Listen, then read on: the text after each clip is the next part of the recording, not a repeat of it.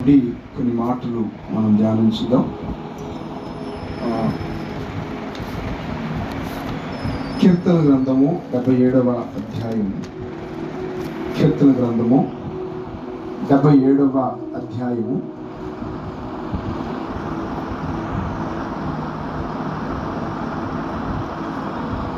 ఏడు నుండి 9 వచనాలు చదవండి.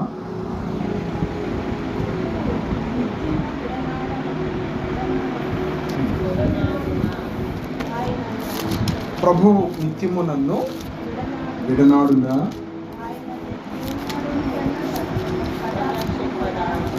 ఇంకెన్నడును. నేను చదువుతాను తల్లి. ప్రభువు, మరలా నేను చదువుతున్నాను.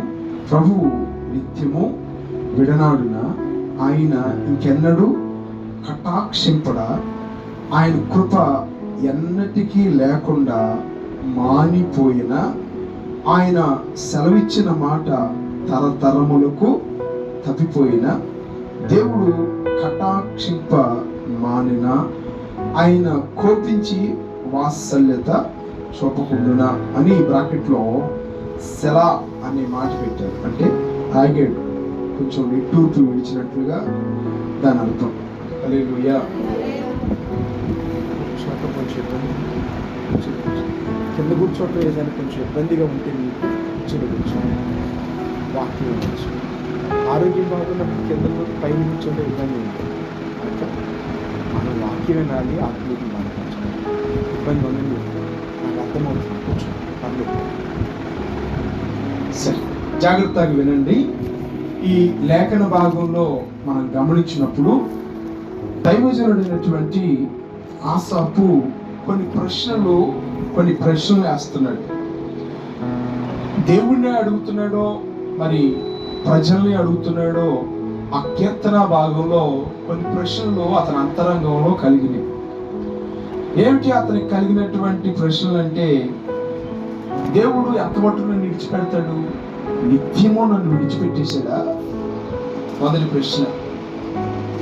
రెండవదిగా 7వ వచనంలోనే ఆయన ఇక నన్ను కటాక్షింపడా, ఇప్పుడు వరకు కటాక్షాన్ని చూపించాడు కానీ ఇంకెన్నడూ నా మీద దేవుని కటాక్షం ఉండదా? ఇంకా అంటాడు, ఆయన కృప ఎన్నటన్నిటికీ లేకుండా మానిపోయినా ఆగిపోయిందా? దేవుని కృప నా మీద, నా బిడ్డల మీద, నా కుటుంబం మీద లేకుండా ఆగిపోయిందా? ఇంకా మీరు చూడండి, ఆయన సెలవిచ్చిన మాట తరతరాలకి తప్పిపోయాడా? దేవుడిచ్చిన మాట ఇక నెరవేర్చకుండా ఆగిపోయాడా అని దేవుడు కటాక్షింప మానిన, ఆయన కోపించి వాత్సల్యత చూపకుండినా అని ఇన్ని ప్రశ్నల్లో తన అంతరంగంలో పుట్టినాయి. ఎవరికి? ఆసాపుకి. ఏమ్మా చెప్పండి, ఎవరికి?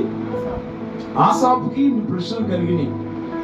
ఆసాపు చక్కటి కీర్తనకారుడు, దేవుణ్ణి ఎన్నో విధాలుగా స్తుతించినటువంటి వ్యక్తి. ఈ కీర్తనలో చాలా సందర్భాల్లో దేవుడు నన్ను నా కుడి చేయి పట్టుకుని మహిమ వరకు నడిపిస్తాడు అని ఎన్నో విధాలుగా దేవుణ్ణి గణపరిచినటువంటి వ్యక్తి జీవితంలో, పాటలు పాడి దేవుని స్తుతించినటువంటి వ్యక్తి యొక్క జీవితంలో కొన్ని ప్రశ్నలు కలిగినాయి. దేవుడు నన్ను విడిచిపెట్టాడా? దేవుడు నా మీద కృప చూపటం మానేశాడా? దేవుని వాత్సల్యత నా మీద నుండి తొలగిపోయిందా? దేవుడు నా మీద కోపడుతున్నాడా? దేవుడు ఇంకెప్పుడు నన్ను కటాక్షింపడా? దేవుడు నాకు ఎన్నో మాటలు ఇచ్చాడు కదా, ఎన్నో వాగ్దానాలు నా ఎడల చేశాడు కదా, అవన్నీ తప్పిపోయాడా? ఇంక చేయడా అని ఎన్నో ప్రశ్నలు దైవజనుడైనటువంటి ఆసాపు హృదయంలో కలిగినాయి. హృదయంలో ఆలోచనలు కలిగినాయి. అయితే వెంటనే ఆగి మనం అందరం అడుగుతామేమోనని, ఆసాపు నీ హృదయంలో ఎందుకు ఇలాంటి ఆలోచనలు కలిగినాయి అని ఎవరైనా అడుగుతారేమోనని 10వ వచనంలో ఆ ఆలోచనలు కలగటానికి, అతనికి ఆలోచన రావడానికి గల కారణం కూడా చెప్పాడు. ఎందుకు కలిగినాయి అంటే, ఆ ఆలోచనలన్నీ అతనికి ఎందుకు కలిగినాయి అంటే, నేను ఇలాగూ అనుకుంటున్నాను. ఎందుకు ఈ ప్రశ్నలన్నీ నాకు ఎందుకు వచ్చినాయి అంటే, నేను ఎందుకు ఇలాగూ దేవుడు నన్ను విడిచిపెట్టాడా, దేవుని కనికరం నా మీద తొలగిపోయిందా, దేవుడు నాకు చేసిన వాగ్దానాలన్నీ తప్పిపోతాడా, ఇది చేయడా, దేవుని కోపం నా మీద ఏమైనా ఉందా అని నేను అనుకోవడానికి గల కారణం ఏంటంటే, మహోన్నతుని యొక్క దక్షిణ హస్తము మార్పు నొందింది. ఇటువరకులాగా నాకు కృప చూపట్లా, ఇటువరకులాగా నాకు ఆశ్చర్యమైన కార్యాలు చేయట్లా, ఇటువరకులాగా నా ఎడల అద్భుతమైన కార్యములు చేయటలేదు అని దేవుని హస్తము, మహోన్నతుని యొక్క దక్షిణ హస్తము ఇదివరకులాగా నాకు సహాయము చేయటం లేదని నేను అనుకోవడానికి గల కారణాలు ఏంటంటే, చెప్పండి, నాకు కలిగిన శ్రమయే కారణము. దేవునికి స్తోత్రం. ఏంటంటే ఎందుకు అనుకుంటున్నాడు? దేవుడు మారాడు, దేవుని హస్తం ఇదివరకులాగా నాకు సహాయం చేయట్లేదు, దేవుడు ఇటువరకులాగా నా మీద కనికరాన్ని చూపట్లేదు, ఇదివరకులాగా నా మీద కటాక్షము లేదు, ఇదివరకులాగా వాగ్దానాలు నెరవేర్చినట్లుగా నా జీవితంలో వాగ్దానాలు నెరవేర్చట్లేదు, దేవుడు మారిపోయాడు అని నేను అనుకోవడానికి గల కారణం ఏంటంటే, నాకు కలిగిన శ్రమ అని తనకు ఆలోచనలు ఆ విధంగా రావడానికి గల కారణం కూడా చెప్పాడు. ఏంటంట చెప్పాలి? శ్రమ కలిగినప్పుడు ఆయన ఏమనుకుంటున్నాడు? దేవుడు మారిపోయాడు, దేవుని కటాక్షము చెప్పండి మారిపోయింది, ఇంకా దేవుడు నా మీద కృప చూపట్లేదు, దేవుని యొక్క కనికరం ఆగిపోయింది, దేవుని వాత్సల్యత, దేవుని కటాక్షము ఆగిపోయినాయి అని ఎప్పుడు అనుకుంటున్నాడంటే, శ్రమ కలిగినప్పుడు ఈ ప్రశ్నలన్నీ దేవుణ్ణి అడుగుతున్నాడంట. అప్పుడున్నటువంటి సహోదరులారా, ఈ రోజున కూడా ఇలాగున్న దేవుని సన్నిధికి వచ్చే దేవుని పిల్లల జీవితంలో కూడా కొన్ని ప్రశ్నలు రేగుతాయి. అసలు దేవుడు కటాక్షం నా మీద ఉందా? దేవుడు నా ఎడల కృప చూపుతాడా? నేను పడిన ఈ స్థితి నుంచి మరలా లాభనెత్తుతాడా? మరలా పూర్వపు స్థితి నాకు వచ్చిందా? మరలా నేను దేవుడి యందు సంతోషించగలుగుతానా? మరలా దేవుని యొక్క సన్నిధిలో నేను సాక్షిగా నిలబడగలుగుతానా అని కొంతమంది హృదయాల్లో ప్రశ్నలు కలుగుతాయి. ఆ ప్రశ్నలు ఎంత దాకా వెళ్తాయి అంటే, ఇక అసలు దేవుడు నన్ను విడిచిపెట్టేసండి, నాకు సావే శరణ్యం, లోకమే శరణ్యం, పాపమే శరణ్యం, ఏమండి ఇవే అనుకునేటువంటి స్థాయి దాకా కూడా కొంతమంది యొక్క అనుభవాలు, ప్రశ్నలు, ఆలోచనలు వెళ్తూ ఉంటాయి.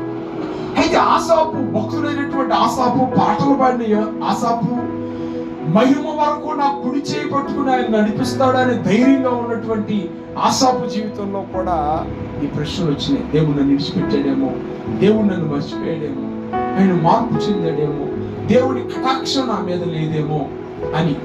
అయితే బైబిల్ ఏం చెప్తుందంటే ఆయన మారని దేవుడై ఉన్నాడు. దేవునికి స్తోత్రం, హల్లెలూయా. ఆ కొరింథీ పత్రికలో కూడా మనం చూస్తాం కదా, 10వ అధ్యాయంలో 13వ వచనంలో ఏమంటాడంటే, శ్రమను శోధనను కలగజేసినప్పటికీ ఆయన శోధనలు కలిగినప్పుడు మనం కృంగిపోవాల్సిన అవసరం లేకుండా, శోధనలు కలిగినప్పుడు మనం దేవుణ్ణి ప్రశ్నించేటువంటి అవసరం లేకుండా, దేవుని వాక్యం ఏమని చెబుతుందంటే, శోధనతో కూడా తప్పించుకునే మార్గాన్ని దేవుడు కలగజేస్తాడంట. దేవునికి స్తోత్రం. ఏం కలగజేస్తాడండి? శోధన కలిగిందంటే దేవుడు ఏం చేస్తాడంటే, ఆ శోధనకు ఎగ్జిట్ డోర్ ని, అంటే తప్పించుకునే మార్గాన్ని, బయటపడేటువంటి అనుభవాలని, ఆ శోధనలో నుండి నీకు కలిగిన శోధన, నేను కృంగదీస్తున్నటువంటి శోధన, దేవుడు నన్ను విడిచిపెట్టాడేమో అన్న భయాన్ని కలగజేస్తున్న శోధన, దేవుని కటాక్షము నా మీద లేదేమోనని ప్రశ్నిస్తున్నటువంటి ఆ శోధనలో నుండి బయటపడే మార్గాన్ని కూడా దేవుడు మనకు కలగజేస్తాడంట. దేవునికి స్తోత్రం, హల్లెలూయా. ఆయన శోధనతో కూడా తప్పించుకునేటువంటి మార్గాన్ని కలగజేస్తాడంట. కనుక ఆసాపు బహుశా మరి ఇలాగ అనుకున్నాడు, కానీ ఆ తదుపరి వచనాల్లో మళ్ళా 15వ వచనం దగ్గర నుంచి మీరు చూస్తే దేవుడు స్తుతిస్తున్నాడు, దేవుడు విమోచిస్తాడు, దేవుడు గణపరుస్తాడని మళ్ళా తాను వాక్యాన్ని జ్ఞాపకం చేసుకుని, దేవుని మాటలు జ్ఞాపకం చేసుకుని ధైర్యంతో కూడినటువంటి మాటలు ఆసాపు చెబుతున్నాడు.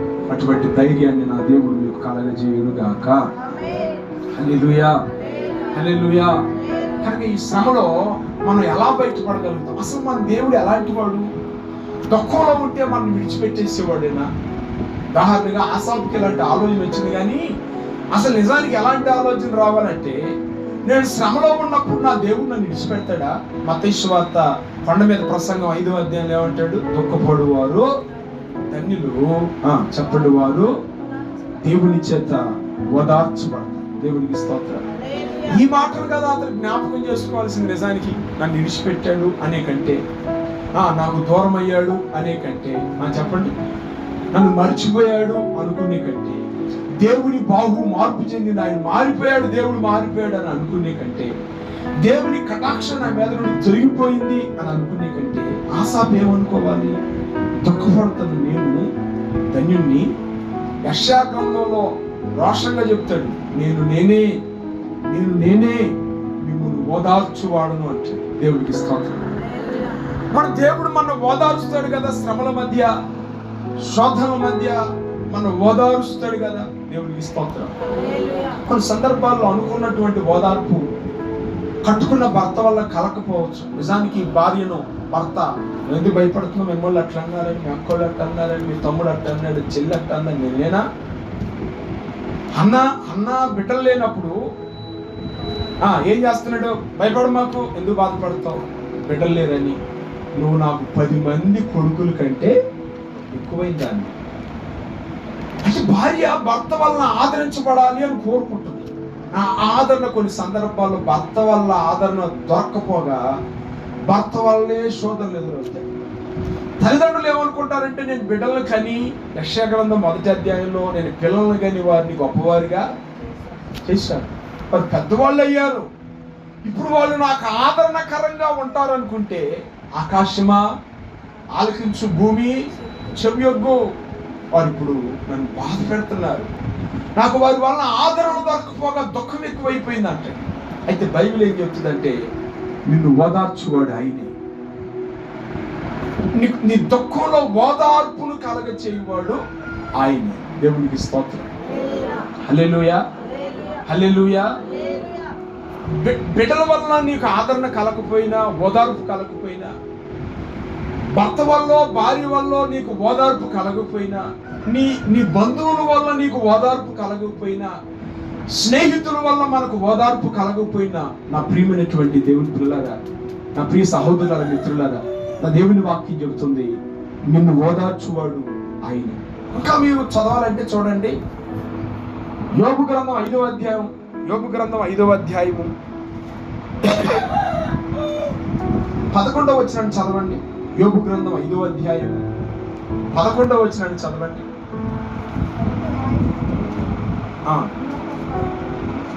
అట్లు ఆయన దీనులను ఉన్నత స్థలములో నుంచును, దుఃఖపడు వారిని, క్షేమము కొరకై వారిని ఏం చేస్తాడంటే ఆయనే లేవనెత్తుతాడంటే. దేవుడికి స్తోత్రం.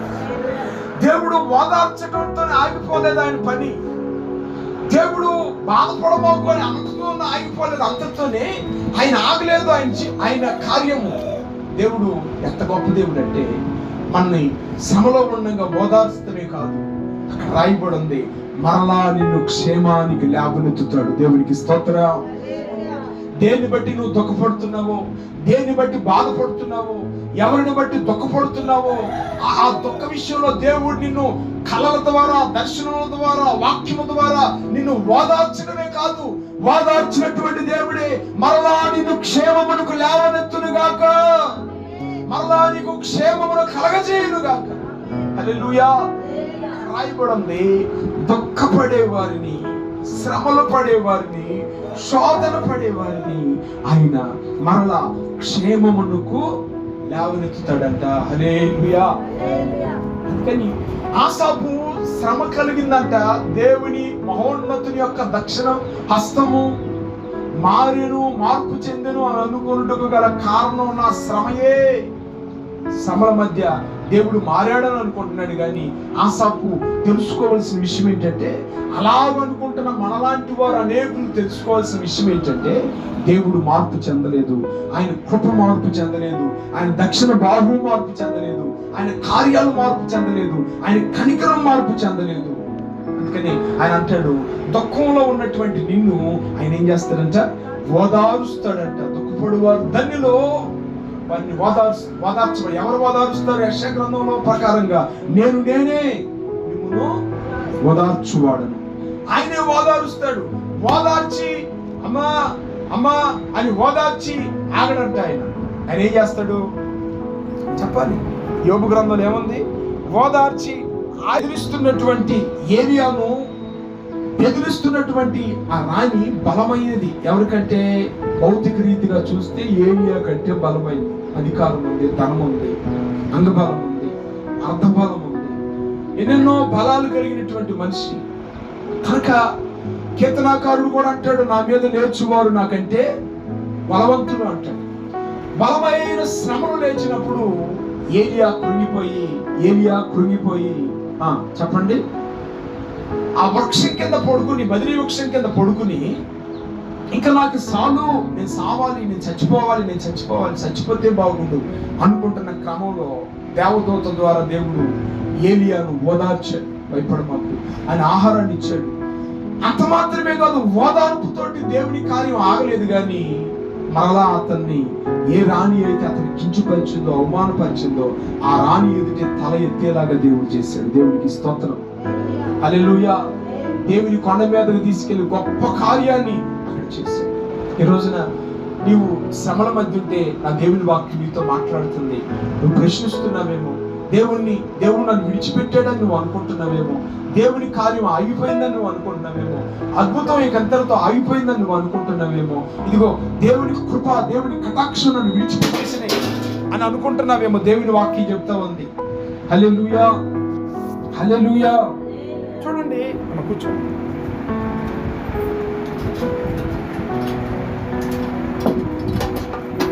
హల్లెలూయా. చూడండి, ఇక్కడ రాయబడినటువంటి మాటలు మనం గమనించినప్పుడు ఆయన దుఃఖపడే వారిని ఓదార్చడమే కాదు కానీ, చెప్పండి, ఆ దుఃఖపడే వారిని క్షేమానికి మరలా లేవనెత్తుతాడు. యోబు అన్ని కోల్పోయి చిలాపెంకు తీసుకుని, కొండ పెంకు తీసుకుని దుఃఖపడుతున్నాడు. నా తల్లి గర్భంలో నేను పుట్టకుండా ఉండాల్సింది, నేను ఎందుకు పుట్టాను, అసలు నాకు తల్లి గర్భంలో చనిపోతే బాగుండేది, ఆ రోజుతో నా బాధ పోయేది, నేను ఎందుకు పుట్టాను అని దుఃఖపడతా కూర్చున్నాడు. అయితే దేవుని వాక్యం సుడిగాలిలో నుండి యోబును ఓదార్చింది. ఓదార్చడమే కాదు, రెండంతల క్షేమానికి మరలా యోబును లేవనెత్తింది. దేవునికి స్తోత్రం. దేవుని వాక్యాన్ని వింటున్నా మీ సహోదరి, బైబిల్ గ్రంథంలో మీరు ఎవరినైనా గమనించండి, దేవుడు మనిషిని ఓదార్చటంలో దేవుని పని ఆగిపోలేదు. చెప్పండి, ఓదార్చడమే కాకుండా వారిని మరలా ఎక్కడ తీసుకొచ్చాడు? క్షేమ స్థితి. ఆ మాట మీకు అర్థమవుతుందా? నా స్వరం మీకు అర్థమవుతుందా? హల్లెలూయా. జరుగు చేసినట్లుంది కొంచెం, అందుకని అర్థమవుతుందా? ఓదార్చడంతోనే దేవుడు ఆగిపోతాడా? లేకపోతే ఎక్కడ దాకా దేవుని కార్యం ఉంటుంది? క్షేమాన్ని కలగజేసే విధంగా దేవుడు మన ఎడల గొప్ప కార్యాలు చేస్తాడు. హల్లెలూయా. దేవుని ఓదార్పు అందుకని యోబు అంటాడు, నా విమోచకుడు సజీవుడు. నేను మరలా మట్టిలో మట్టిగా నేను కలిసిన మరలా నేను నా దేవుడు లేవనెత్తుతాడు. నా కనులారా నేను ఆయన్ని చూస్తాను. కనుక అంత దుఃఖంలో ఉన్నటువంటి యోబు దేవుని వైపు చూసి, ఆసాపులాగా తన శ్రమ వైపు చూడాలి. ఆసాపులాగా శ్రమ వైపు చూస్తే ప్రశ్నలు వచ్చాయి. కానీ యోబు క్షేమస్థితిని నాకు మరలా ఇస్తాడు, దుఃఖపడుతున్న నాకు క్షేమస్థితిని మరలా దేవుడు ఇస్తాడు అన్న ధైర్యంతో నా విమోచకుడు సజీవుడు, ఆయన నన్ను విడిచిపెట్టడు. అంత మాత్రమే కాదు, నేను మట్టిగా కలవలసిన రోజు ఒకవేళ వస్తే మట్టిలో నుండి కూడా మరలా నా దేవుడు లేవనెత్తుతాడు. నా కనులారా నా దేవుడిని నేను చూస్తాను అని తన దేవుని వైపు, తన విమోచకుని వైపు చూశాడు. కనుకనే తన యొక్క హీనస్థితిలో, దీనస్థితిలో, శ్రమల మధ్య కూడా రెండంతల క్షేమస్థితికి యోబు లేవనెత్తబడినట్లుగా నా దేవుడు మీకు మరలా క్షేమస్థితిని కలగజేయునుగాక. హల్లెలూయా. కనుక దేవుని శ్రమల మధ్య ఆసాపు వలె శ్రమ వైపు చూసి దేవుడు నన్ను విడిచిపెట్టాడేమో, దేవుడు నన్ను మర్చిపోయాడేమో, దేవుడు మారాడేమో, మార్పు చెందాడేమో అని అనుకోకుండా దేవుని వైపు మనము చూచుదుము గాక. గట్టిగా చెప్పండి. ఏమ్మా ఏమ్మా కొంచెం గట్టిగా చెప్పండి తల్లి. నాయనా గట్టిగా చెప్పండి, గట్టిగా చెప్పండి. హల్లెలూయా. ఇంకొంచెం గట్టిగా చెప్పండి, కొంచెం గట్టిగా చెప్పండి. స్వరం ఎత్తి గట్టిగా హల్లెలూయా. చూడండి, రెండవదిగా మనం గమనించినప్పుడు సమయాలు మొదటి పుస్తకము 9వ అధ్యాయము 11-12 వచనాల్లో మనం గమనించినప్పుడు సౌలు అనేటువంటి ఒక యవనస్తుడు తనకున్న గార్ధాభములను అనగా గాడిదలను కోల్పోయి వాటి కొరకు ఎంతగానో వెతుకుతున్నాడు. తను ఏదైతే కోల్పోయాడు తన జీవితంలో వాటిని ఎంతగానో వెతుకుతున్నాడు. అది దొరుకుతాయేమోనండి. ఒక చోటుకి వెళ్ళినప్పుడు, ఒక ప్రాంతానికి వెళ్ళినప్పుడు అక్కడ కొంతమంది యవనస్తులైన ఆడపిల్లలు ఆ దైవజనుడికి ఆ సౌలు అనేటువంటి వ్యక్తికి కనపడ్డారు. వాళ్ళందరూ ఏమంటారంటే, ఇక్కడ ఒక దైవజనుడు ఉన్నాడు, ఆయన ఫలానా మందిరంలో ఉన్నాడు, ఆ ఉన్నత స్థలం ఆ మందిరంలోకి నువ్వు వెళ్ళగలిగితే అక్కడ దైవజనుడు మీ సమస్యకు ఒక పరిష్కారాన్ని కలగజేస్తాడు అని సౌలుకు చెప్పినప్పుడు, సౌలు నా ప్రియమైనటువంటి సహోదరులను వెళ్ళటానికి వెనకాడాడు. కారణం ఏంటంటే, మనం దీర్ఘదర్శి దగ్గరికి వెళ్తున్నాం, ఆయనకి దైవజనుడికి కానుక పెట్టాలి, గణపరచాలి.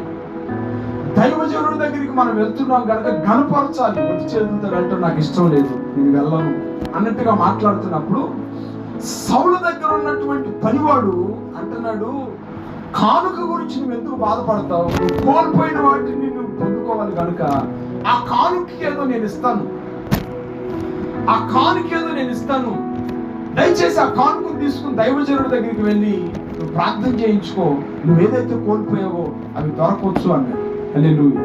నా వైపు చూడండి పిల్లలు. ఆ కానుకను తీసుకుని దైవజనుడు దేవుని యొక్క సన్నిధికి దైవజనుడి వద్దకు వెళ్ళాడు సౌలు. హల్లెలూయా. అంటే దైవజనుడి వద్దకి దేవుని మందిరానికి నడిపించింది ఎవరు? సౌలు దగ్గర ఉన్నటువంటి పనివాడు.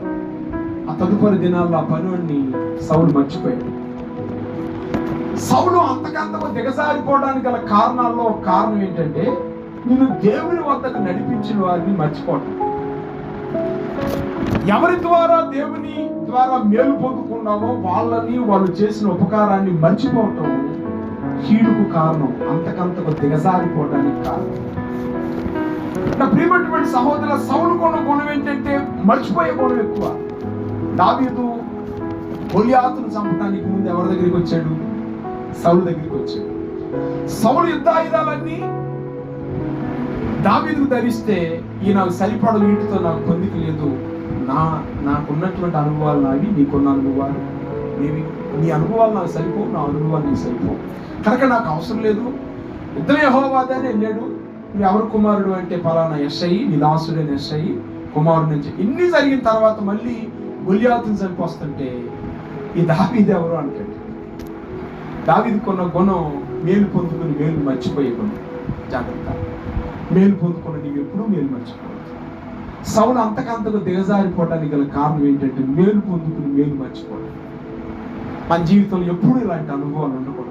మనం ఆవకాయ అంతా లేకపోతే చిన్న బఠానీ గింజంత సహాయం పొందుకున్నా కూడా ఎప్పుడూ మర్చిపోకూడదు, ఎప్పుడూ మర్చిపోకూడదు. అది మన జీవితాలకి, మన కుటుంబాలకి అంత ఆశీర్వాదకరం కాదు.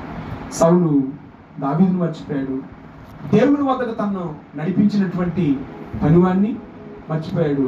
తన కొరకు యుద్ధాలు చేసిన అబ్నేరు వంటి వారిని మర్చిపోయాడు. సౌలుకున్న గుణం మర్చిపోయే గుణం అయితే, దావీదుకున్న గుణం గుర్తుపెట్టుకునే గుణం. ఏ గుర్తుపెట్టుకుంటాడంటే, చేసిన కీడు కాదు మేలుని.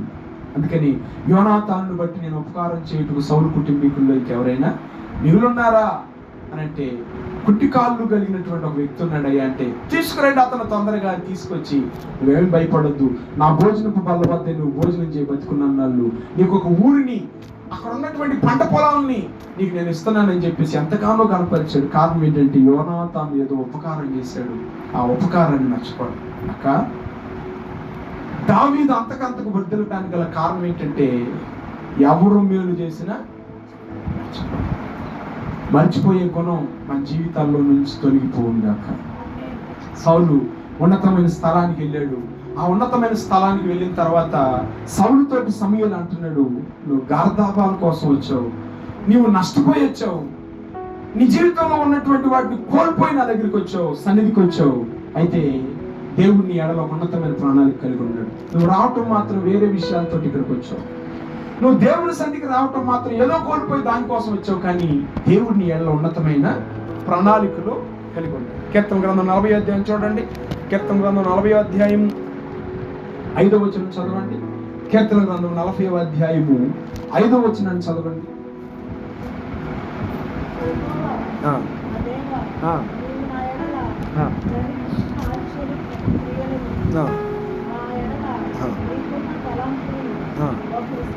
అసలు మన ఎడల దేవునికి ఉన్న తలంపులు ఏంటి? అవి బహు విస్తారం అంట.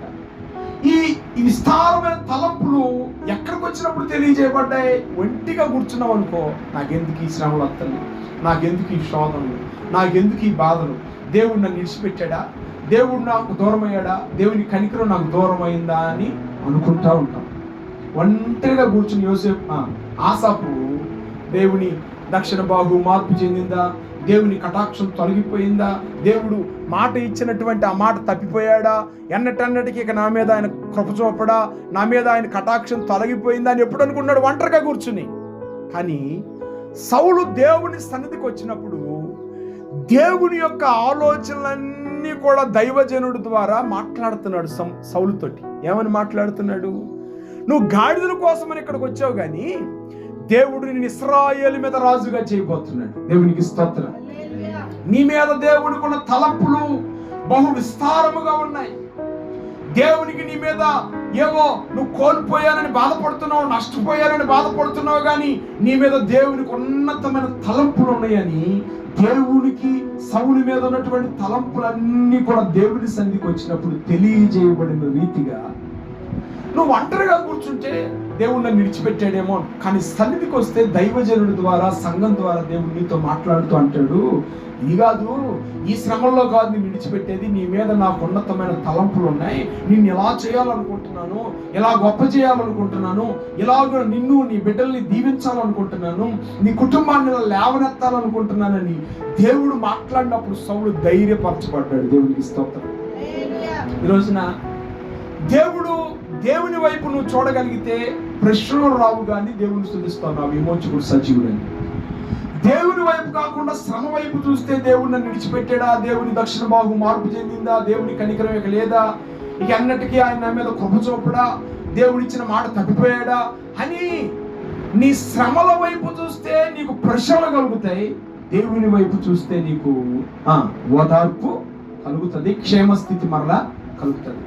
రెండవదిగా నీవు ఒంటరిగా ఇంట్లో కూర్చుంటే చెప్పండి, దేవుడు నన్ను విడిచిపెట్టాడేమో, దూరం అయ్యాడేమో, మార్పు చెందాడేమో అని అనుకుంటావు. కానీ సన్నిధికి బయలుదేరి వస్తే సన్నిధిలో సమూయేలు ద్వారా సౌలుతో సౌలు ఎడల ఉన్నతమైన తలంపును తెలియజేసిన దేవుడు నువ్వు సన్నిధికి వస్తే నీ ఎడల, నీ కుటుంబం ఎడల, నీ బిడ్డల ఎడల, శ్రమలో ఉన్న నీతో దేవుడు మాట్లాడతాడు. దేవునికి స్తోత్రం. ఎలాంటి ఆలోచనలు కలిగి ఉన్నాడో ఆలోచనలన్నీ నీతో మాట్లాడితే నీకు ధైర్యం కలుగుతుంది. అన్న బిడ్డలు లేక బాధపడుతూ ఉంది, పుట్టింటికి వెళ్ళొచ్చు, హాస్పిటల్కి వెళ్ళొచ్చు, మరో చోటుకి వెళ్ళొచ్చు, కానీ సీదా ఎక్కడికి వచ్చేసిందంటే దేవుని మందిరానికి వచ్చి, దేవుని మందిరానికి వస్తే దైవజనుడు అంటున్నాడు, భయపడ మాకు, మరలా వచ్చే సంవత్సరానికి నీ కౌగిట ఒక బిడ్డ ఉంటాడు. ఆ మాట ఆవిడ ధైర్యపరిస్తే అక్కడ రాయబడింది, ఆనాటి నుండి దుఃఖముఖగా ఉండటము మానివేసి ఆ రోజు నుండి దుఃఖాన్ని విడిచిపెట్టింది. ఏ రోజు నుండి? సన్నిధికి వచ్చిన దేవుని వాక్యాన్ని దైవజనుని నోట నుండి విన్న ఆ మాటలను హృదయంలో పెట్టుకున్న నాట నుండి దుఃఖముఖిగా ఏడుపు ముఖంతో ఉండటం మానేసిందంట. బిడ్డలు కలిగారు, ధైర్యం కలిగింది. ఈ మాటలన్నీ నేను మీతో చెప్తూ రాజుల 2వ పుస్తకంలో కూడా తర్వాత మీరు చదవండి, 11వ అధ్యాయం 3వ వచనంలో యోవాషు అనేటువంటి వ్యక్తికి మరణకరమైనటువంటి సమస్య వచ్చినప్పుడు యోవాషు కూడా దేవుని మందిరంలో దాచబడ్డాడు. ఆ మరణకరమైన పరిస్థితులు, అతల్య అనేటువంటి ఆ మరణం నుండి దేవుడు విడిపించాడు. ఎక్కడికి వచ్చినప్పుడు అంటే దేవుని మందిరంలోకి వచ్చినప్పుడు. ఈ రోజున దేవుని వాక్యాన్ని వింటే సహోదరి, శ్రమలో నీవు ఒంటరిగా నీ గదిలో, నీ ఇంట్లో నువ్వు కూర్చుంటే కురిగిపోతావు. దేవుని సన్నిధికి ఆ శ్రమ కలిగినప్పుడు దేవుని సన్నిధిలోకి వచ్చి నిలబడు, దేవుని వాక్యాన్ని విను, దేవుని వాక్యాన్ని చదువుతా ఉన్నప్పుడు దేవుడు నీ హృదయంలో ధైర్యాన్ని కలగజేయునుగాక. నా మాటలు ముగిస్తూ మరొక మాటను కూడా మీతో చెప్తాం అనుకుంటున్నాను. చూడండి, కీర్తన గ్రంథం 77వ అధ్యాయము, కీర్తన గ్రంథం 77వ అధ్యాయం 2వ వచనం చదవండి.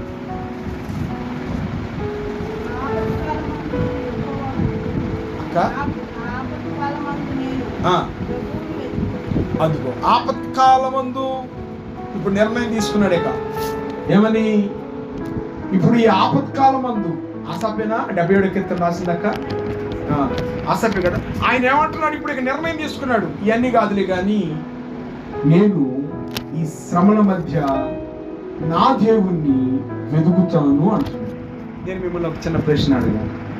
అసలు ఏదైనా వస్తువుని ఎప్పుడు వెతుకుతారు చెప్పండి? Very good. ఎప్పుడు? అవసరమైనప్పుడు వెతుకుతాం. అవసరమైనప్పుడు ఈ వస్తువు, నాకు ఫోను, ఈ వస్తువుని నేను వెతకను. అవసరమైనప్పుడు నాకు ఇది ఎక్కడో తెలుసు, ఇది ఎక్కడుందో నాకు తెలుసు, నా జేబులో ఉంది అనుకోండి. అవసరమైంది, ఏం చేశాను? జేబులో నుండి తీసాను, అంతేనా? కానీ వెతకడం ఎప్పుడు? పోయినప్పుడు. ఒక స్త్రీకి వెండి నాణ్యాలు, అంతేనా? వాడు పోయినప్పుడు ఏం చేసింది? పోయినప్పుడు ఎదిగింది జాగ్రత్త, అంతేనా? కనుక మనం ఎప్పుడు ఎదుగుతాం? పోయినప్పుడు. ఆసాపు కూడా ఇప్పుడు ఏమంటున్నాడు? ఎదుగుతాను అంటున్నాడు. అంటే ఏవో పోయినాయి. శ్రమలో నీకు ఓదార్పు, మరలా క్షేమస్థితి రావాలి అంటే నువ్వేం కోల్పోయావో వాటి మరలా వెతుకు. ప్రార్థన జీవితాన్ని కోల్పోయావా? మరలా ప్రార్థన జీవితంలోకి రా, దేవుడు నీ క్షేమస్థితిని మరలా కలగజేస్తాడు. ఏమా, ఏదైతే నువ్వు కోల్పోయావో వాక్యానుసారంగా నడవటం కోల్పోయేవేమో. ఇటువరకు చక్కగా వాక్యానుసారంగా నడుచుకునే వ్యక్తివి, శ్రమ కలిగిందని మానేసేవేమో. మరలా వాక్యానుసారంగా నడు, దేవుడు నీ క్షేమస్థితిని ఇస్తాడు.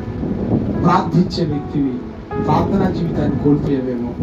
మరలా ప్రార్థన చేయి, దేవుని సన్నిధికి రా, దేవుని సన్నిధిలో మోకరించు, దేవుని సన్నిధిలో సాగిలపడు, 2 చేతులు జోడించు, దేవునికి నమస్కారం చేయి, కన్నీరు విడువు. అయ్యా అని బతిన్నాడు. మనుషులు కాళ్ళు పట్టుకునే కంటే చెప్పండి, దేవుని కాళ్ళు పట్టుకోవటం ఎంతైనా ఆశ. దేవుని దగ్గరికి రా, తప్పేముంది? చేతులు జోడించు, దేవునికి నమస్కరించి కన్నీటితో ప్రార్థన చేయి. దేవుడు నువ్వు కోల్పోయినటువంటి క్షేమస్థితిని మరలా నీకు ఇస్తాడు. ప్రార్థన కోల్పోయావు, ప్రార్థన జీవితం ఏమైపోయింది? అసలు ఎంత చక్కగా దేవుని సన్నిధికి వచ్చి ప్రార్థించే వ్యక్తివి, ప్రతిరోజు దేవుని సన్నిధిలో కన్నీరు విడిచే వ్యక్తివి. ఆ ప్రార్థన నీ జీవితానికి ఒక ఆశీర్వాదకరంగా మార్చుకోండి. మరలా నువ్వు కోల్పోయిన ప్రార్థన వెతుకు, మరలా ప్రార్థన చేయి, దేవుడి క్షేమస్థితిని మరలా నీకు ఇస్తాడు. మరలా వాక్యానుసారంగా నడుచుకోవటం మానేసావు, నీ ఇష్టానుసారంగా నడుచుకోవటం నీకు అలవాటు అయిపోయింది. అది కోల్పోయావు. మరలా వాక్యానుసారంగా నడవటానికి ఇష్టపడు, దేవుడు కృప చూపుతాడు, దేవుడు కనికరిస్తాడు. నీ జీవితంలో మరలా క్షేమస్థితిని కలగజేస్తాడు. అటు కృప దేవుడు మనందరికీ దయచేయండి. తలవంచండి, ప్రార్థన చేసుకుందాం. వాకించుకోగలిగితే ఈ మాకించుకోండి, ప్రార్థన చేసుకుందాం.